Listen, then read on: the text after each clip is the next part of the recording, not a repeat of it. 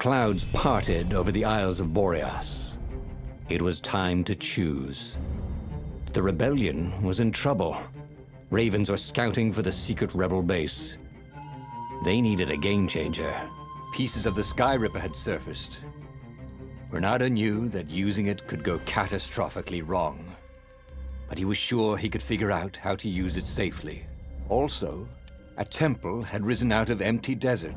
The Iblis stone was hidden there. It was a dangerous artifact. It could corrupt its user into a bloodthirsty monster. Maybe he could find a way to use it, to take its power without surrendering to its wickedness. And also, his old friend Lapino needed rescuing. Of course, Renato had a pretty strong suspicion that Lapino had betrayed the rebellion, and he had a gut feeling that he needed to use that to his advantage.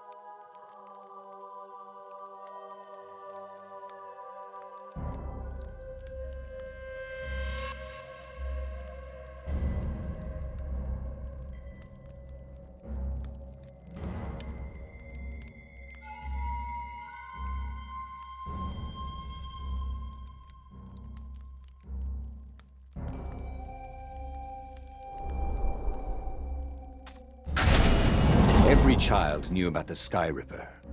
The Transcendent Emperor had buried its pieces deep. And then, this Emperor's horrific sacrifices had brought it back to the surface. Bernardo wasn't exactly sure how to use the legendary weapon.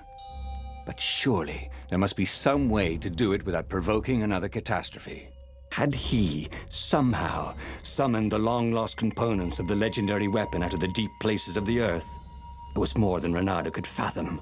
But if he could find a legendary weapon, he would use it.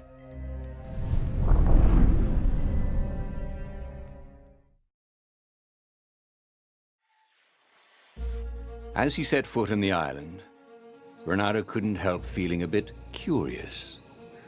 Was Lapino still waiting to be rescued? No. He was probably drinking champagne with the ravens. Did ravens drink champagne? Did rabbits? Bernardo felt oddly thirsty, come to think of it. Why had he chosen the Sky Ripper? Bernardo never made plans that required constant vigilance. He was a hero. He didn't think too much. He just went with his gut and hoped it all worked out. The Sky Ripper was a long shot. He'd have to devote himself to it. No side journeys, no rescuing old friends. That was against his nature. Could he stick with it?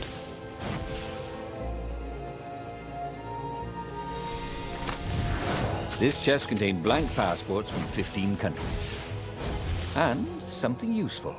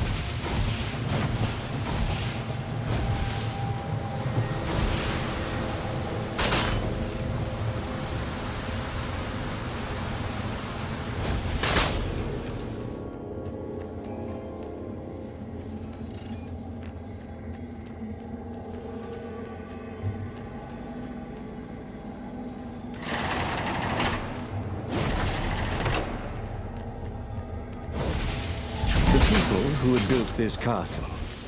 Did they even know what monstrous weapon lay hidden within their walls? The Sky Ripper could destroy anything it touched, or so the legend said. As the Transcendent Emperor had fought the lost gods, thousands of thousands had died. But Reynardo had been through wars. The only merciful war was a short one.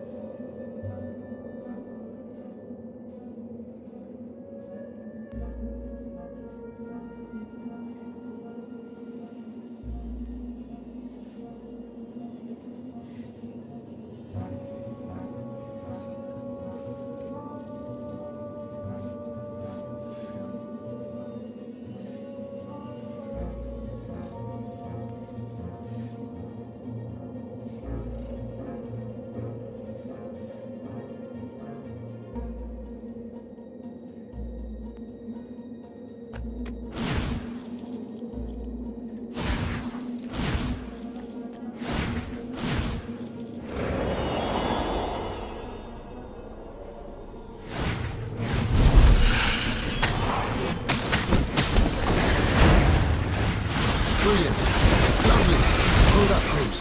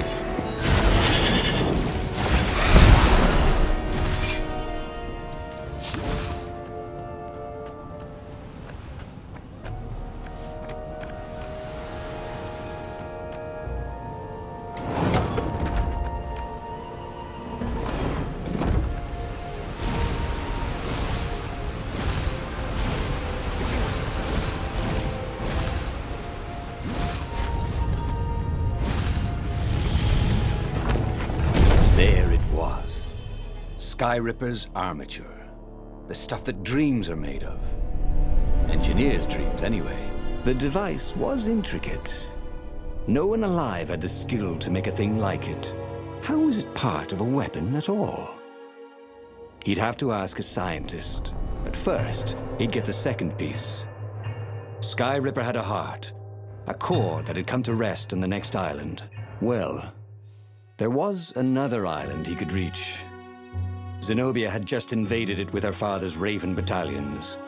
She must be encamped there still. But fighting Zenobia now, that made no sense at all. He'd already sacrificed one friend to get this armature, was it?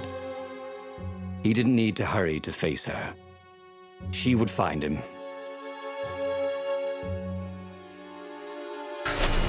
Renato asked himself why he changed course to confront Zenobia. He'd no idea. Sometimes he would just do things, and he could never figure out why he'd done them. Usually, they worked out. After all, he was a hero.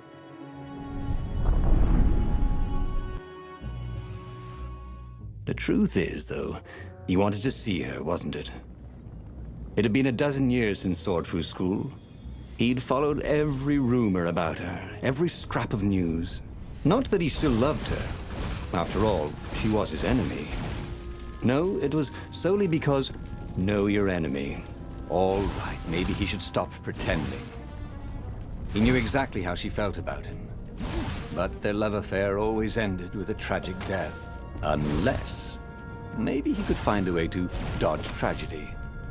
Surely he could, couldn't he?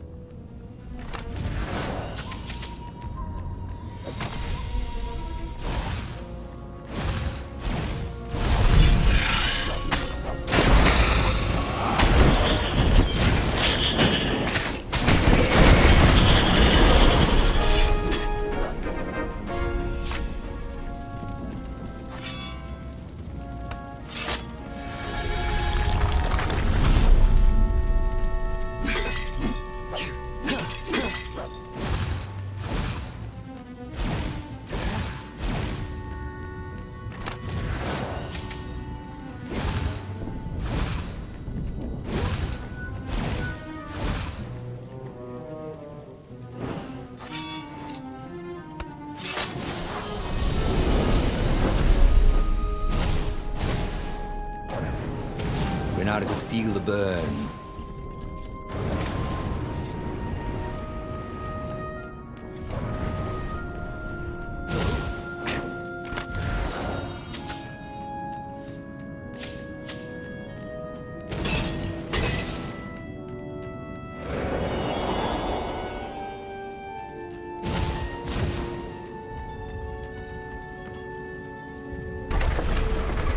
Couldn't do worse with Zenobia than he'd done with the core, could he?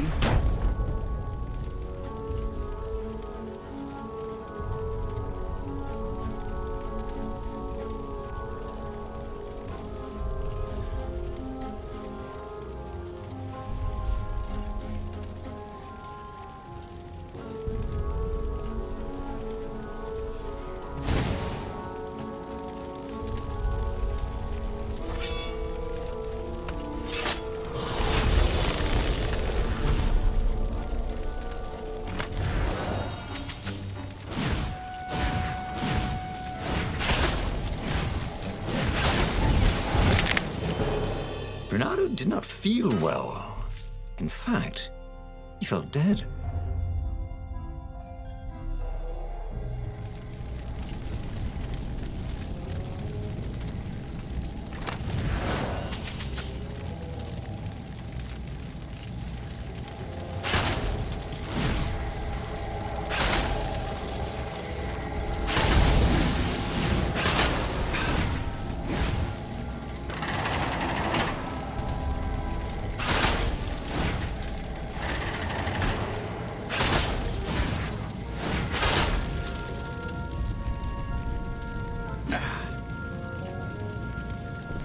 Renato wasn't entirely sure how he was going to capture Zenobia. She would be expecting him. And he didn't have Lapino to cook up a clever plan. Why was it again that he hadn't got the core? Maybe because the results tended to be disastrous. These streets were familiar. The Swordfu School was closed now, but he had been down that street 1,000 times. He knew that pub. He knew that alley. He knew the alley behind it much too well. No wonder Zenobia had chosen to invade this island herself.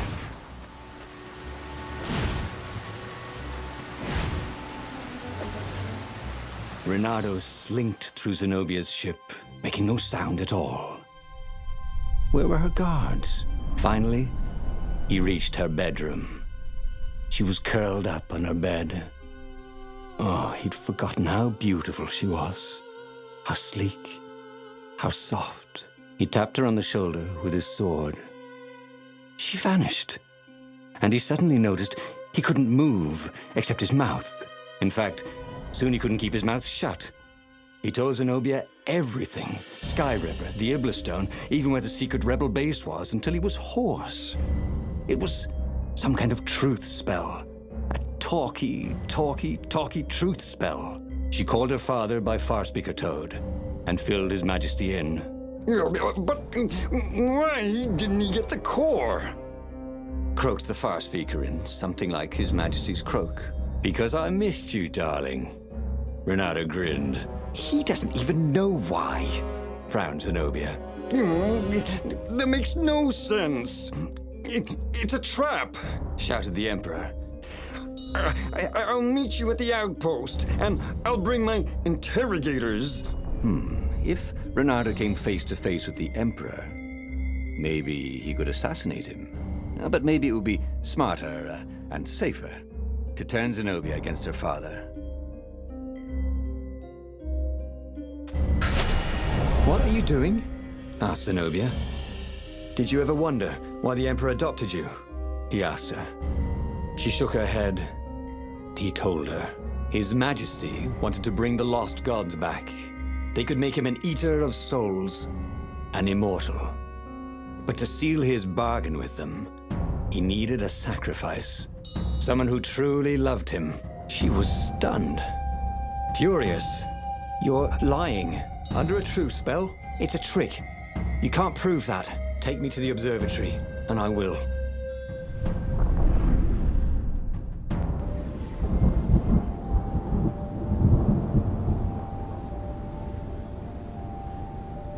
What kind of proof could you possibly have? She said as they landed on the Nexus. Your father ritually sacrificed a village, and he left witnesses? The scientists resurrected one. Well, it's not really alive, but it can talk. A true witness. She frowned. The dead can't lie.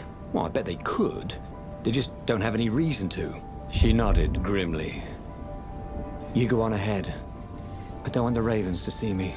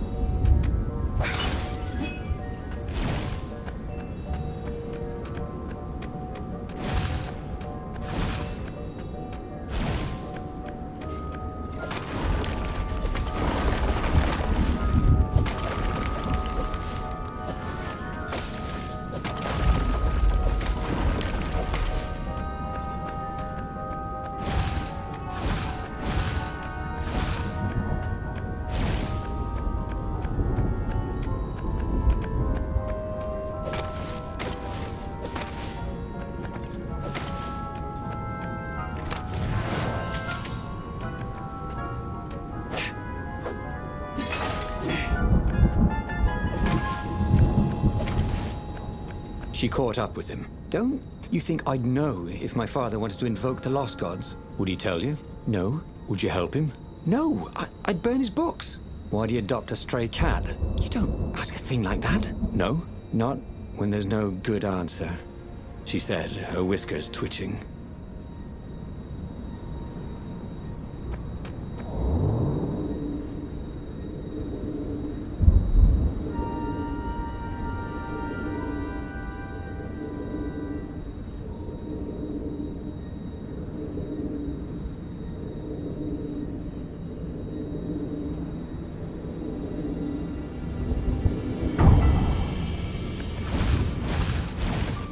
With all the secrets he revealed to the Emperor, the Ravens were probably heading for the secret base. Renato began to wonder if there would be anyone left to save if Zenobia changed sides.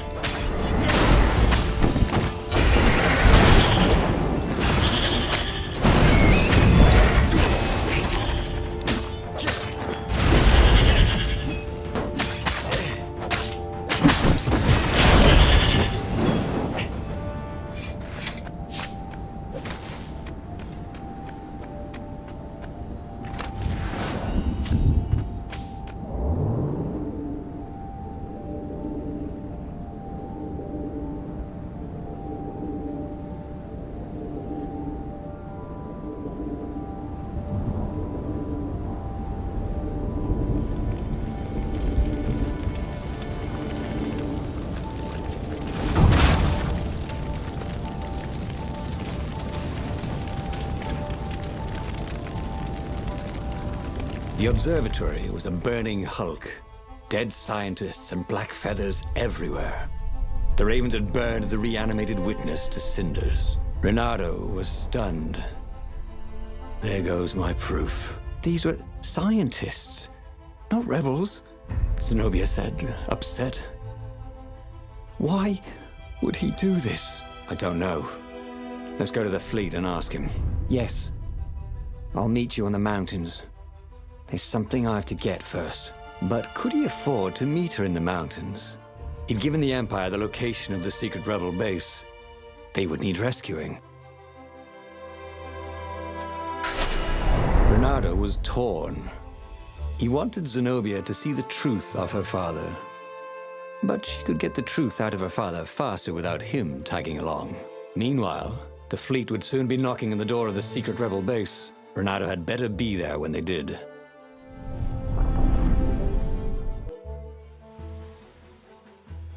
So he had given the Sky Ripper's core to the Empire. He felt stupid about that. He hoped the Emperor didn't bring the Sky Ripper against the base. There was nothing he could do to fight a legendary weapon. Renato hated when he screwed up. One of these days, he would learn to look before he pounced. But today, he's not that day. He intoned for his own amusement.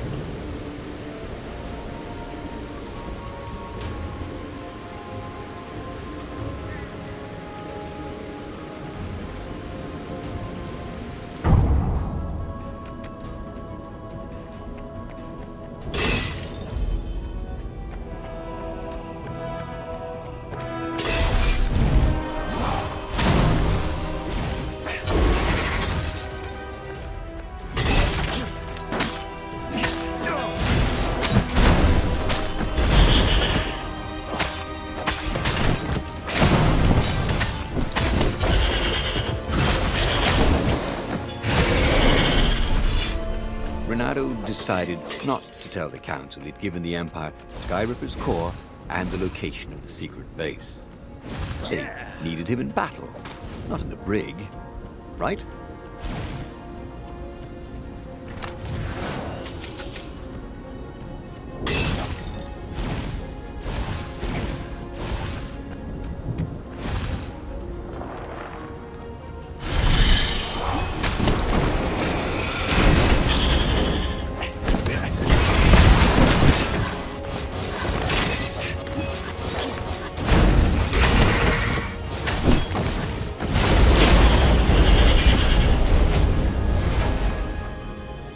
The raven was slumped in a pile of its own feathers, like a tree in November. You can't stop us. The Emperor has a weapon no warrior can defend against. What happened to you? Renato asked. But the raven chose that moment to go to the great nest in the sky. So they'd made the cord into a weapon. That wasn't good.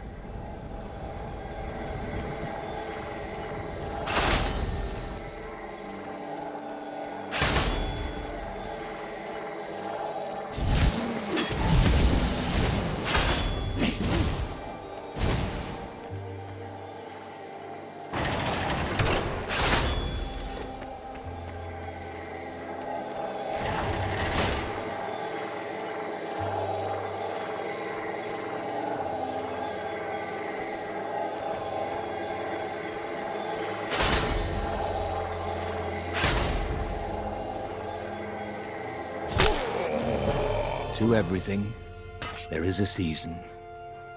He turned over and died.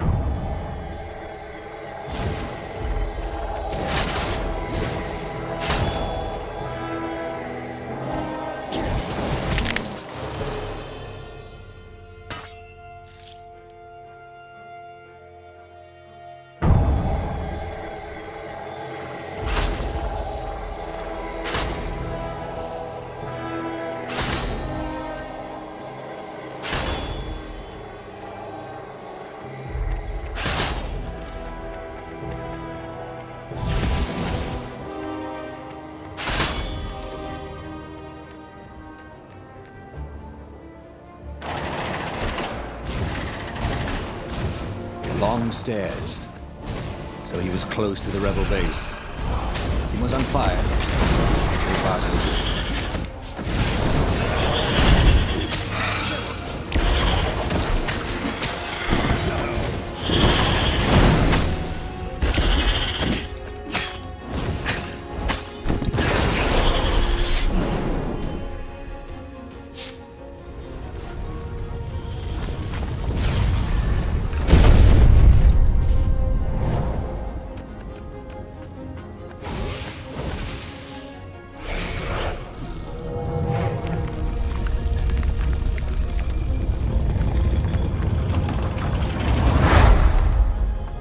Renato had never slain so many ravens. The secret base was going to stink of burnt feathers for months. The council speaker was confused. Our spies say Zenobia has gone berserk. She attacked and destroyed an entire squadron of dropships. This was amazing good news. He'd shown her the Emperor's evil. Now she'd gone over to the rebel side. Now is our moment. Attack! Renato exulted. They could win this thing. Zenobia commanded half the fleet. Who would follow the mad emperor when they could follow his heir, who was wise and smart and a brilliant sorceress besides? But what about the core and the Iblis stone? What evil could the emperor wreak with those? As he closed in on the Imperial fleet, Renato liked his odds.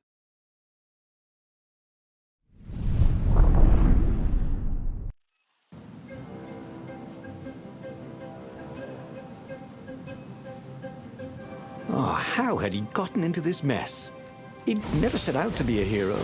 When he was a kid, he'd wanted to be a great cat burglar, until his mother had explained about foxes and cats. And then the Emperor had gone mad and started sacrificing kittens to the lost gods. There were a lot of dead ravens here. Who had slain them?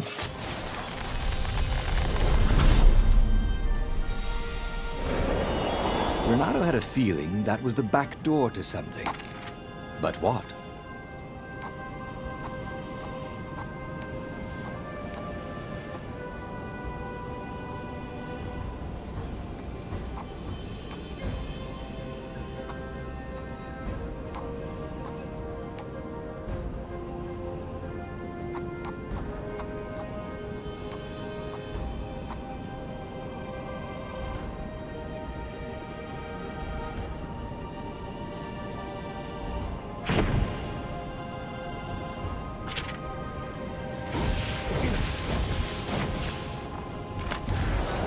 Renato checked for a false compartment. Nope.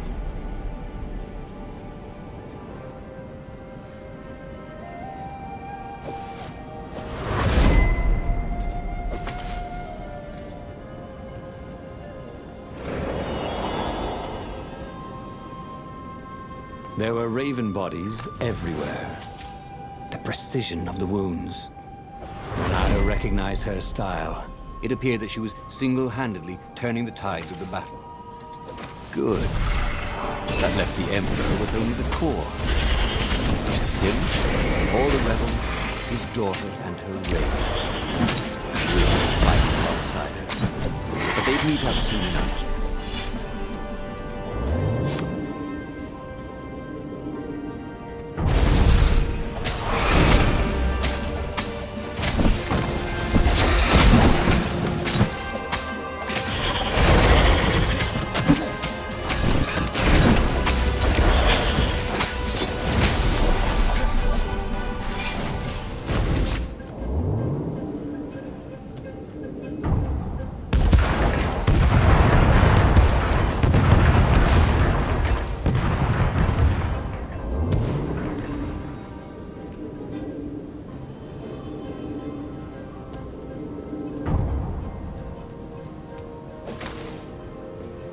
Soon he'd confront the Emperor. Funny that this whole war had come about because the Emperor feared death. And now it was coming for him. There was some sort of lesson there, wasn't there?